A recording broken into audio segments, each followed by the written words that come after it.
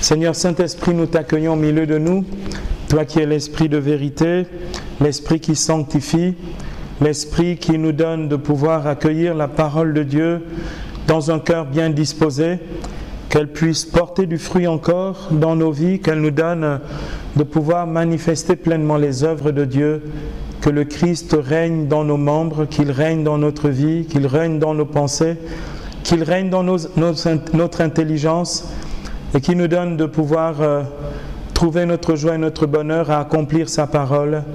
Seigneur, sois avec nous et bénis-nous. Au nom du Père et du Fils et du Saint-Esprit. Amen. Bien-aimés, donc nous poursuivons notre programme de carême sur la maturité spirituelle.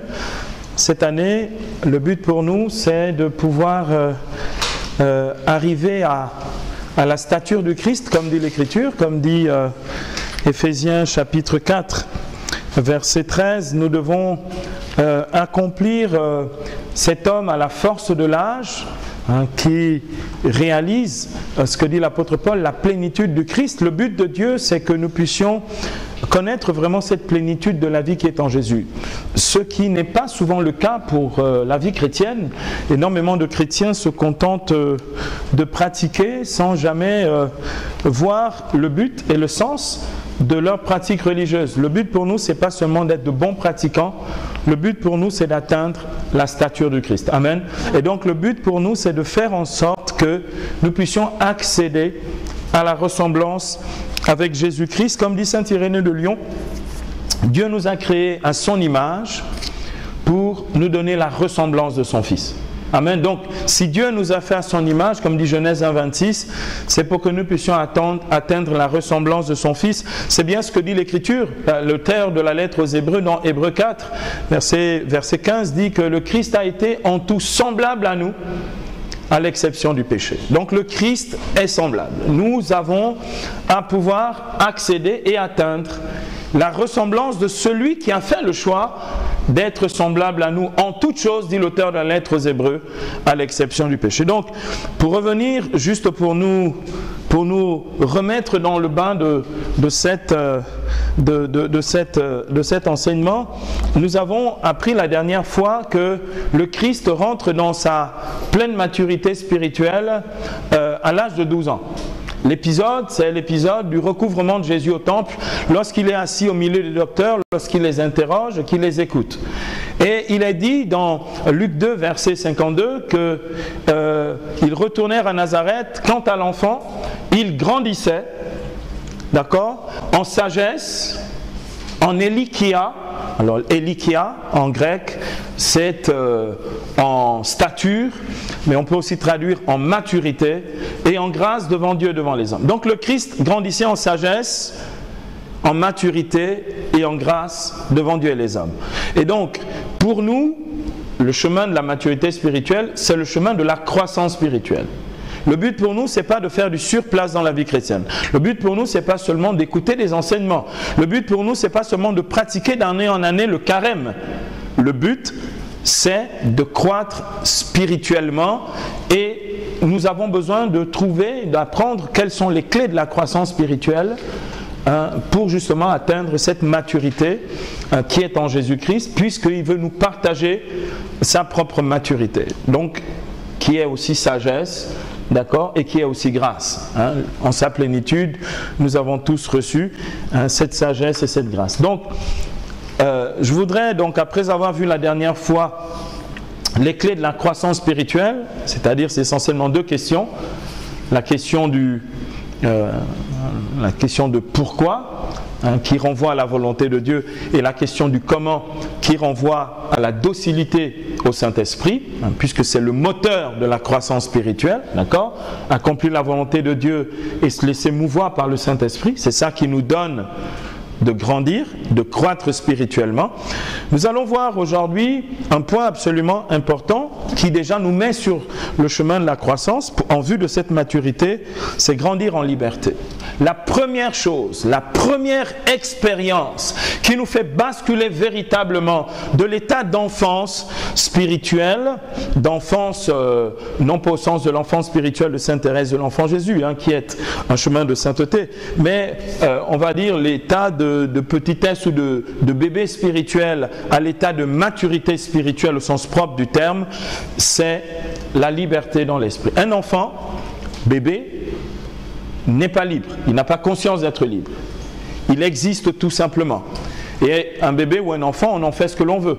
On le pose à un endroit, on lui donne ce que l'on veut à manger, etc. On essaie de jauger si ça lui plaît ou pas. D'accord? Il n'a aucun choix, aucun libre arbitre, aucune décision. Or, lorsque l'on atteint ce que l'on appelle l'âge de la discrétion ou l'âge de raison, on prend possession de sa liberté. Le problème pour nous, c'est que nous réclamons la liberté, mais nous ne vivons quasiment jamais en hommes et femmes libres. Tout le monde réclame la liberté, mais peu de gens, et plein de gens se battent pour la liberté. Une fois qu'ils sont libérés, eh bien, ils ne vivent plus de la liberté. Vous avez des tas de gens comme ça. Quand ils sont en prison, ils veulent la liberté. Ils sortent de prison.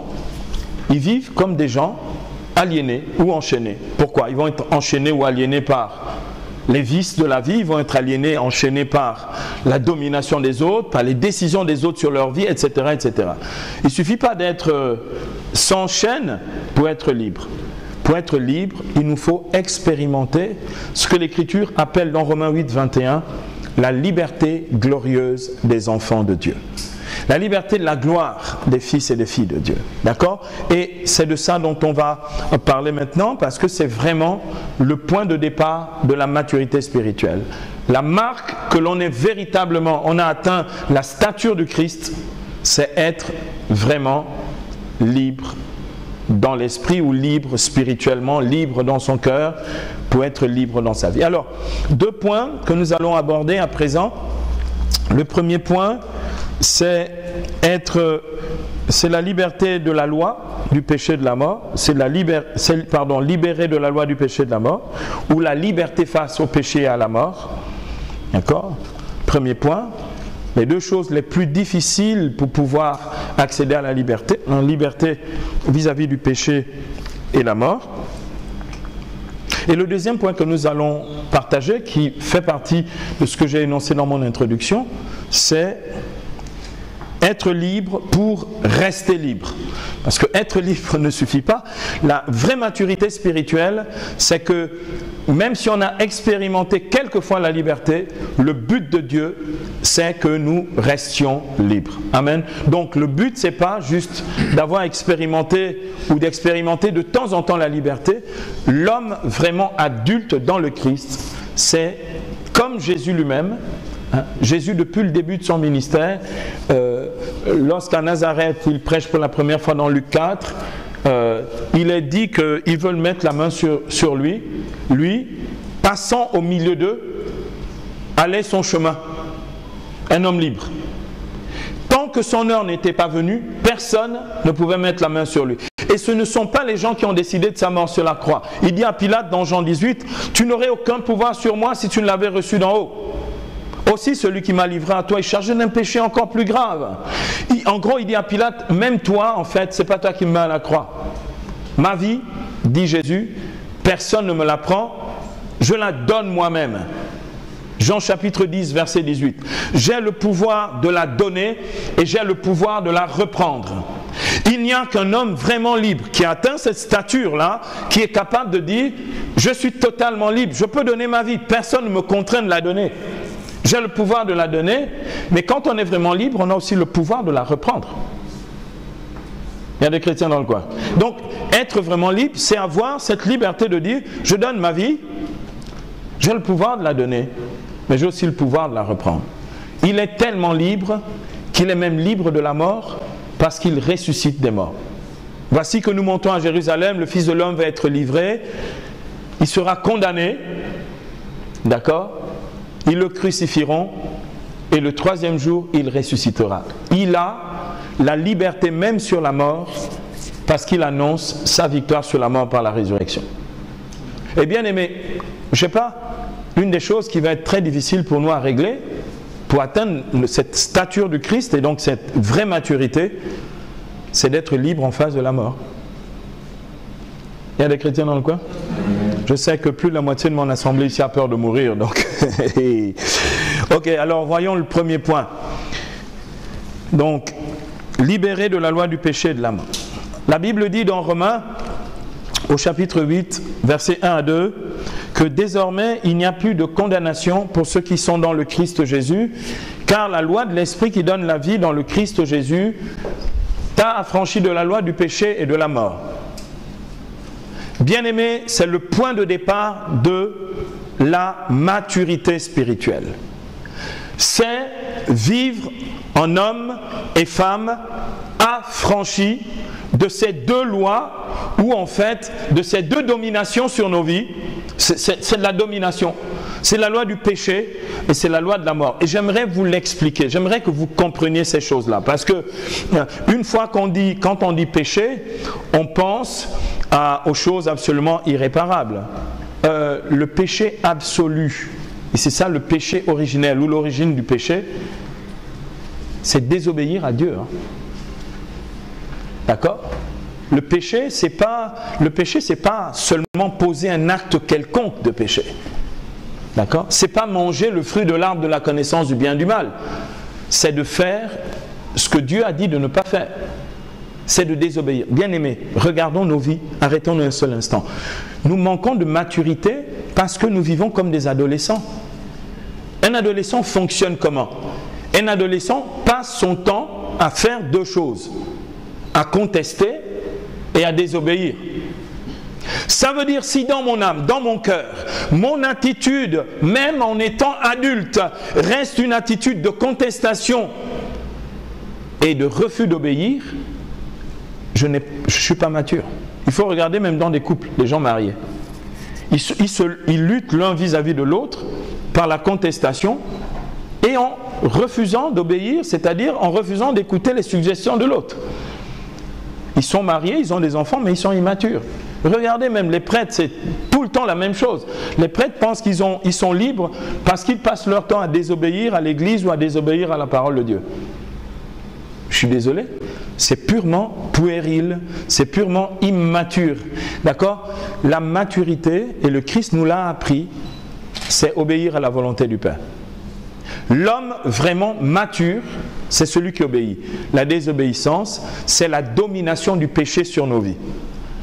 Or, désormais, il n'y a pas de condamnation. Et bien aimé, revisitons nos vies, que ce carême soit l'occasion pour ça. Est-ce que je vis encore en homme ou femme condamné par Dieu? Et bien aimé, je suis désolé. Tu peux faire toutes les prières que tu veux. Tu peux jeûner autant que tu veux. Si tu vis en homme et femme condamnés, si dans ta tête, la condamnation n'est jamais trop loin parce que le Dieu que tu imagines est un Dieu qui condamne, tu n'as aucune maturité spirituelle, tu vis comme l'enfant qui craint la sanction de son père ou de sa mère, qui ne vit son rapport à son père, jamais que ce n'est jamais un rapport apaisé, un rapport de confiance, c'est un rapport où, de toutes les manières, qu'est-ce que ça fabrique? Ça fabrique des gens qui passent leur vie à se cacher de Dieu, comme Adam et Ève. D'accord? Bien aimé, je vais vous raconter une histoire. Il y en a qui connaissent l'histoire du poulet. Mais je ne peux pas ne pas vous raconter l'histoire du poulet. Il faut que vous puissiez connaître l'histoire du poulet. D'accord? C'est un de mes amis qui est prédicateur. Il s'appelle Philippe Joret, qui racontait cette histoire un jour. Il prêchait, il racontait l'histoire du poulet. Il dit ça, c'est une histoire qui se passe quelque part en Afrique de l'Ouest. Dans un pays anglophone d'Afrique de l'Ouest, ça doit être le Nigeria, et où deux adolescents, un grand frère et un petit frère, jouent dans la cour. Le papa n'est pas là, le papa est parti au champ et tout, et ils vont s'enjailler dans la cour. Ils vont dans le poulailler. Ils prennent les poulets, ils commencent à balancer les poulets. Pouh!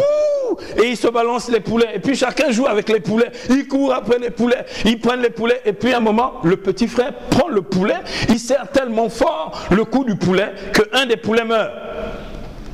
Oh, il prend le poulet. Il va cacher le poulet. Et donc, le grand frère, l'aîné, dit, oui, tu as tué le poulet. Je vais te dénoncer à papa. Je vais te dénoncer au vieux. Et donc le petit se tient à carreau parce que désormais, il est aliéné à son frère aîné. Donc le frère aîné, quand il doit faire les commissions, genre les petites courses de la maison, le frère aîné doit aller puiser l'eau. Il dit au petit, va puiser l'eau. Le petit dit, mais c'est toi qui dois. Il dit, remember the chicken, souviens-toi du poulet, va puiser l'eau. Donc le petit dit, d'accord, il s'exécute, il va prendre l'eau, il puise. Et donc, il dit qu'il y a un petit truc à la maison, l'aîné se sert du truc. Et il commence à menacer le petit, dit, remember the chicken. Le moindre truc, il lui dit, souviens-toi du poulet. Donc le pauvre petit, pendant 1 an, il est aliéné, il est dominé, il vit sous la condamnation. Parce qu'il se dit, mais le jour où papa saura que j'avais étranglé le poulet, c'est fini pour moi, c'est mort. Et l'aîné, il pavanait tout ça, il était hyper content d'avoir de la domination sur le petit. Remember the chicken. Et puis, un jour, le petit en a eu marre de vivre sous cette condamnation en permanence de ce grand frère qui torturait son esprit. Donc le petit a dit, je vais aller trouver papa et je vais lui dire, papa, j'ai étranglé le poulet, il est mort. Donc le petit s'en va. Il trouve le boss. Il dit au vieux, papa, écoute, franchement, je suis désolé, mais on jouait avec le grand frère et puis j'ai jeté le poulet un peu fort, j'ai tué le poulet. Le papa lui dit, oh, mais c'est quoi le poulet? C'est rien du tout. Le poulet, c'est rien, c'est juste un poulet. Comment ça? Pendant 1 an, j'ai été torturé. Je vivais sous la condamnation. Le grand profitait de moi pour que j'aille puiser l'eau, etc. À cause d'une histoire de poulet. Bien-aimés, nous vivons sous la condamnation. Nous manquons de maturité parce que nous vivons asservis. Asservis par des paroles de condamnation des autres, asservis par la manipulation des autres, asservis par simplement la peur du jugement. Bien-aimés, on devient adulte dans la foi lorsqu'on n'a plus peur du jugement. La Bible déclare dans la première épître de Jean, au chapitre 4, 1 Jean 4, versets 17 à 18. La parole de Dieu déclare ceci. La Bible dit, en ceci consiste la perfection de l'amour en nous, que nous ayons pleine assurance au jour du jugement, car tel est celui-là, tel aussi nous sommes en ce monde. Il n'y a pas de crainte dans l'amour, au contraire, le parfait amour bannit la crainte, car la crainte implique un châtiment, et celui qui craint n'est point parvenu à la perfection de l'amour. Quant à nous, aimons puisqu'il nous a aimés le premier. Verset 19. Bien-aimés, il n'y a point de crainte dans l'amour. L'amour parfait bannit la crainte, parce que la crainte suppose un châtiment. Et bien aimé, un choix à faire aujourd'hui, tu peux faire le choix que tu veux, ou tu vis dans la condamnation, c'est-à-dire le Dieu que toi tu sers, le Dieu que tu adores, le Dieu que tu pries, c'est celui qui te châtie en permanence, et donc ton objectif c'est d'éviter le châtiment, ou bien tu rentres dans la perfection de l'amour. Et bien aimé, Dieu veut des hommes et des femmes libres. Dieu veut des enfants libres. Et bien aimé, ici j'ai une clé pour la confession. Je comprends que seuls des hommes et des femmes libres peuvent aller se confesser. La peur d'aller se confesser, remember the chicken, c'est la peur de la condamnation. Nous avons peur d'aller nous dévoiler alors que le Père est un Père de miséricorde. Et bien aimé, je vais vous dire une chose, que peut-être vous ne comprenez pas bien encore. Dieu sait que nous sommes des pécheurs. Excusez-moi, s'il a institué le sacrement de la réconciliation après la résurrection dans Jean au chapitre 20, verset 22, en soufflant sur les disciples en disant « Recevez le Saint-Esprit, tous ceux à qui vous remettrez les péchés, ils leur seront remis. » Bien aimé, c'est parce qu'il sait que nous sommes pécheurs. Il se souvient que nous sommes poussière, il se souvient que nous sommes pécheurs. Donc bien aimé, ne vivons pas, arrêtons de vivre sous la condamnation du péché. Et enfin, arrêtons de vivre sous la condamnation de la mort, parce que, bien aimés, si nous voulons ressusciter avec le Christ, il nous faut mourir. Si nous voulons une vie nouvelle dans le Christ, il nous faut mourir au péché, au vieil homme, etc., etc. Bien aimés, la victoire sur notre péché est une résurrection et un accès à une plus grande liberté. Et Dieu veut que nous soyons plus libres. Bien-aimés, écoutez, bénissons le Seigneur de pouvoir en avoir l'intelligence ce soir. Dieu n'est pas un Dieu qui me prive de liberté. Le but de Dieu, c'est que je sois libre. C'est ce qui est écrit dans Jean, au chapitre 8, verset 36. « Si le Fils de Dieu vous a franchi, vous serez réellement libre. » Le but du Fils, c'est de faire de nous des hommes et des femmes affranchis. Est-ce que quelqu'un dit Amen à ça? Deuxième point à présent, bien-aimé, qui est très très important aussi, c'est qu'il ne suffit pas d'être libre. En fait, le deuxième point, c'est être libre et rester libre. D'accord? Le Christ nous a donné la liberté. En tout cas, il nous l'a enseigné. Or, parce qu'il nous enseigne, il nous fait basculer là-dedans. Et bien aimé, la Bible dit que l'accès à la liberté, selon Jean 8, 32, c'est « Si vous demeurez dans ma parole, vous serez mes disciples, vous connaîtrez la vérité et la vérité vous rendra libre. » Bien aimé, être libre, c'est accueillir la vérité de Dieu dans sa vie. Être libre, c'est ça. Être libre, c'est pas je fais ce que je veux, c'est pas ça être libre. Être libre, et dans la maturité spirituelle, être libre, en fait, c'est accueillir la vérité de Dieu dans sa vie. Tu veux être libre, la vérité de Dieu dans ta vie. Tu veux être libre, être libre, c'est pas être libre par rapport aux gens. Être libre, c'est être libre par rapport à soi. D'accord? Nous devons apprendre à être libres par rapport à nous-mêmes. Bien aimé, je vais vous dire une chose. Je vais vous donner un exemple. Nous sommes en plein carême. D'accord? Nous sommes en plein carême. Je me souviens, une fois, c'était le carême et j'étais en plein jeûne. Et c'était un jeûne de piété. Ce n'était pas un jeûne pour quelque chose de spécifique. C'est juste parce que je devais jeûner. Et il se trouve que je suis embarqué dans une histoire avec des amis parce qu'on devait absolument ramener quelqu'un qui était vraiment très très mal. Et on arrive dans des circonstances assez incroyables, il fallait aider la personne. Mais on arrivait à un endroit où la personne nous avait fait un repas. Il n'y a pas si longtemps que ça, c'était l'année dernière à Abidjan. Et la personne dit... Bon, je sais que c'est le carême pour vous, je sais que vous êtes en jeûne, hein, mais bon, je vais préparer un repas.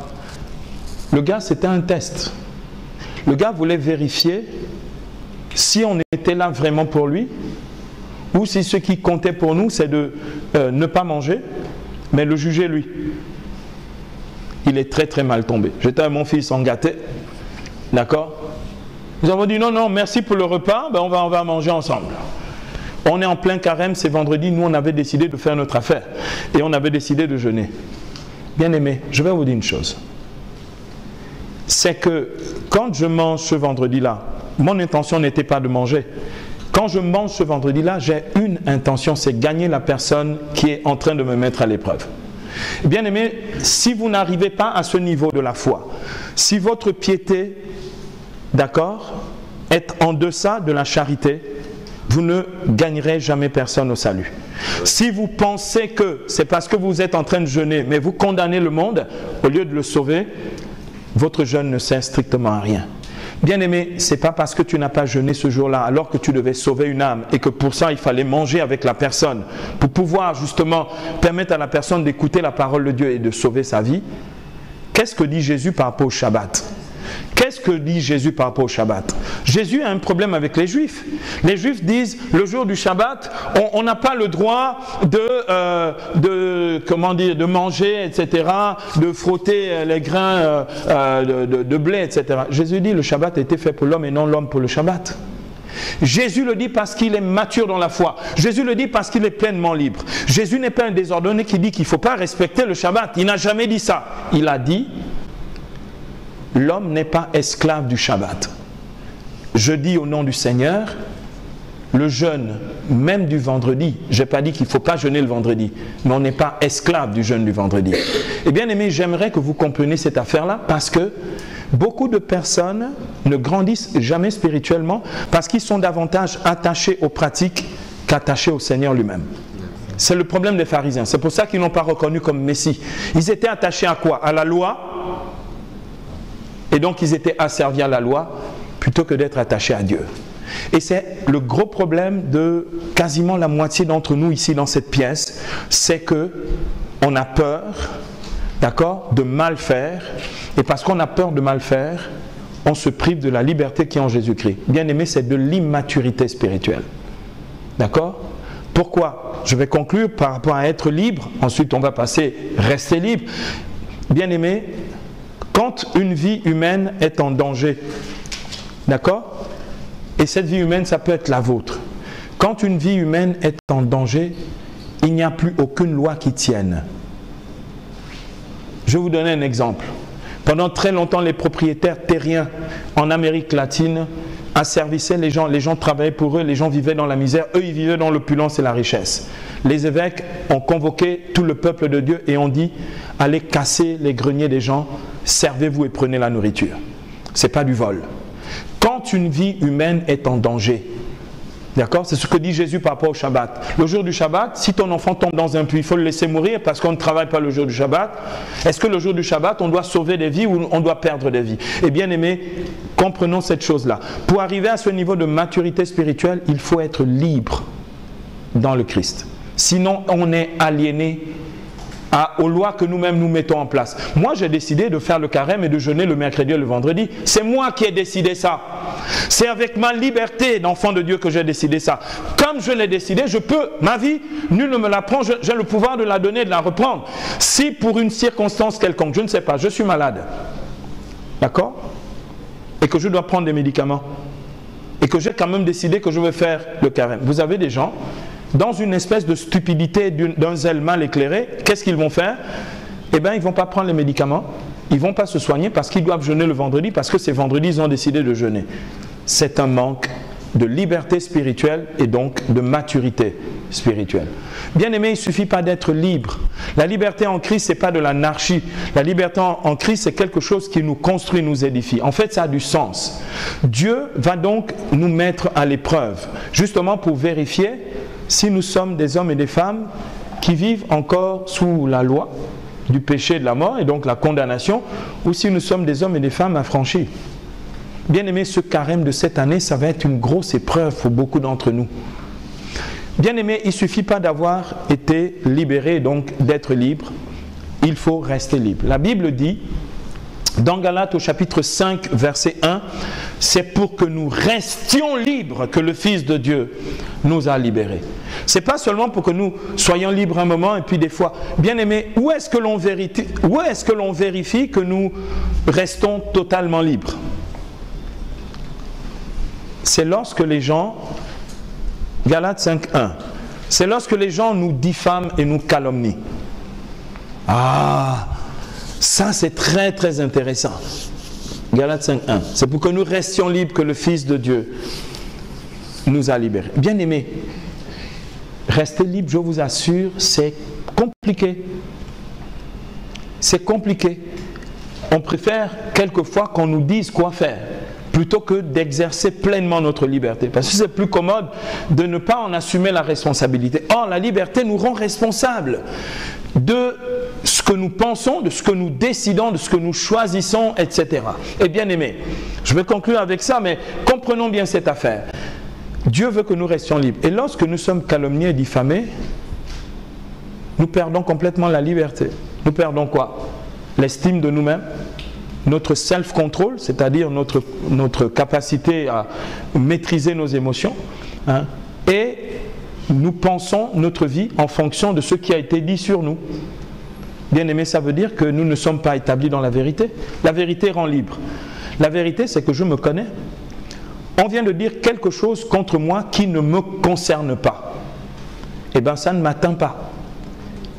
Pourquoi ça t'atteint encore? Imagine quand tu étais petit dans la cour de récréation, lorsque les gens se moquaient de toi ou disaient des choses de toi. Chaque moquerie, chaque mauvais mot, chaque mauvaise phrase t'irritait complètement et te mettait hors de toi, faisait en sorte que tu ne te contrôlais pas. Et parce que tu étais petit, c'est-à-dire immature. Mais une fois grand, quand tu connais ta vie, tu sais ce qui est dans ta vie. D'accord? On t'accuse par exemple, on dit que tu es un voleur, que tu as détourné de l'argent. Tu sais que tu n'as pas détourné de l'argent, que tu n'es pas un voleur. Tu es libre, non? Quand on est mature, on laisse courir. Quand on est immature, on cherche à se défendre. Comme tous les enfants, non, c'est pas moi, c'est pas moi, non, c'est pas moi, c'est l'autre. D'accord, mais on n'en a rien à faire. Si c'est pas toi, c'est pas toi. Il y a des chrétiens dans le coin ici. Bien aimés, les diffamations, les calomnies. Je vais conclure avec quelque chose que vous n'imaginez même pas jusqu'où Dieu peut nous emmener. Je me souviens, à partir de 2007, on a commencé à faire une cabale contre moi en France.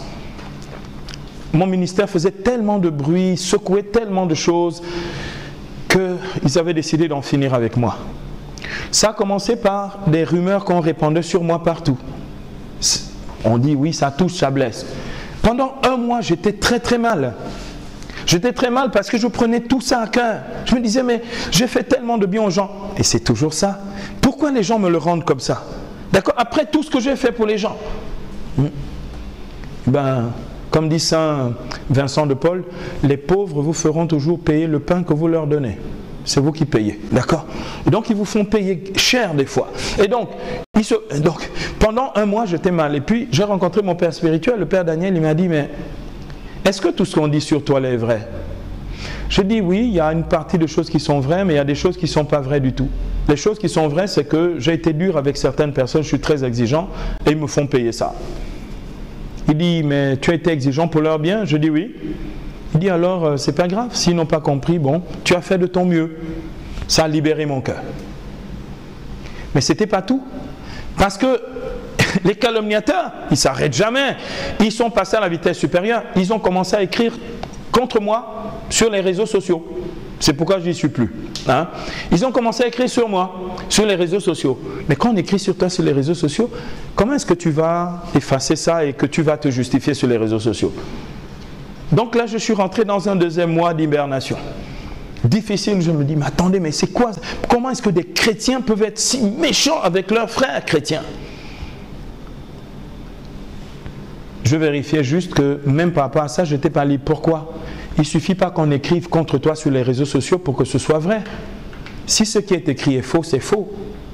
Et la vérité qui te rend libre fait que tu es libre, même si on écrit contre toi dans les réseaux sociaux. On peut écrire contre n'importe qui ici sur les réseaux sociaux, ça ne fait pas de vous des hommes coupables ou condamnés. Et beaucoup, c'est à ce moment-là que beaucoup tombent en dépression. J'ai vu des amis qui se sont suicidés. J'ai vu 2 amis prêtres qui se sont suicidés. Parce qu'on a dit du faux, du mal contre leur vie et leur personne.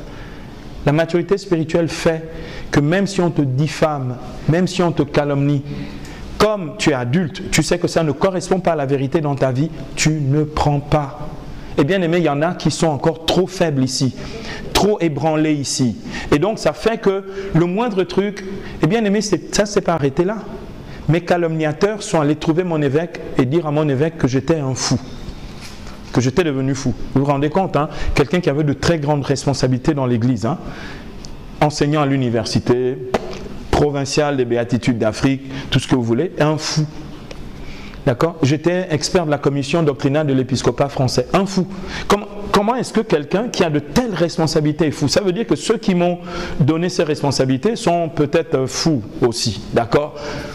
Et mon évêque me dit, pour qu'on te laisse tranquille, il faut que tu ailles voir un neuropsychiatre. Que tu ailles en psychiatrie en fait.